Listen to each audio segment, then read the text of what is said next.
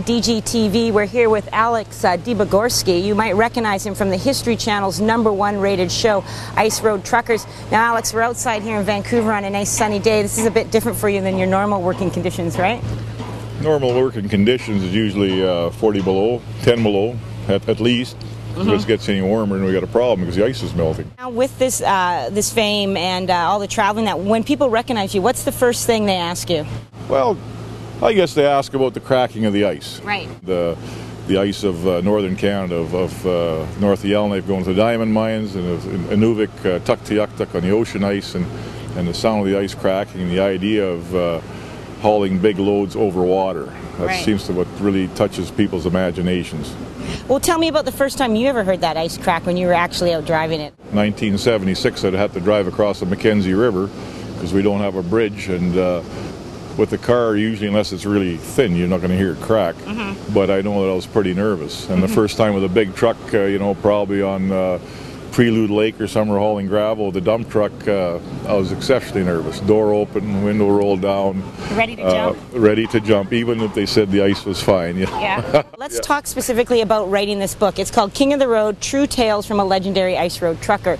Now, how did the idea for this book come about? I thought there was all these shenanigans I've been involved in. I thought I could probably write a book, and now that I've got some notoriety, and I've always written a bit of poetry, I've never really shared with other people, I thought, well, maybe we can write a book. An agent got a hold of us. I said, sure, I'd be happy to write a book. And how do we go about it? And what kind of reaction did you get when you said, I'm going to write this book? I didn't tell them. Oh, really? I didn't tell my friends. I don't have a lot of friends. Oh, okay. I have a lot of acquaintances. Okay, I mean, I'm going home now. I mean, I live in the Northwest Territories. It's twice the size of Texas. There's only 40,000 of us. Half of us are Aboriginal, and half the 40,000 live in Yellowknife.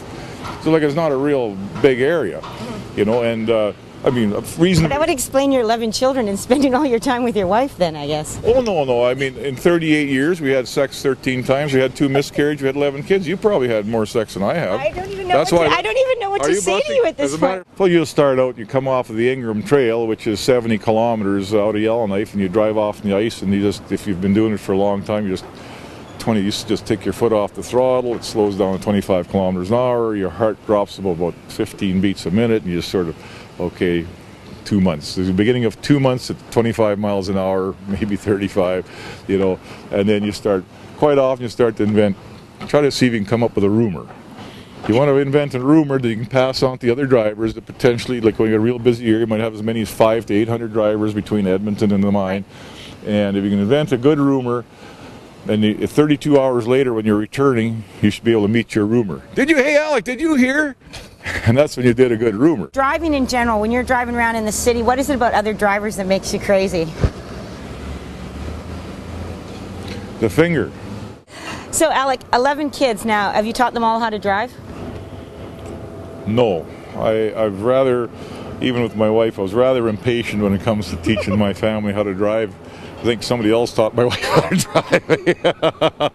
You know, writing is always considered one of the loneliest things to do. Is that worked out? No, yeah, because you have a lot of, as you know, you may or may not know, there's a lot of truck drivers, heavy equipment operators, like a lot of these guys, farmers. They spend a lot of time by themselves. And then when we get around people, you can't shut them up. You know, blah, blah, blah. No way, really? And of course, and they usually have some interesting takes on things, because instead of listening to the radio and listening to the media and watching television, they're figuring out things for themselves. Well, maybe this is the way it works, eh? You stop and talk to a bird along the way and find out what the bird's opinion is. Or maybe you have a sandwich that lives underneath their passenger seat and comes out 3:30 morning and makes left-wing political comment. You're like, you never know. You get a chance to use your imagination. 3 o'clock in the morning and there's hardly any trucks out there and the flying saucers come out. Like, you never know what's going to happen.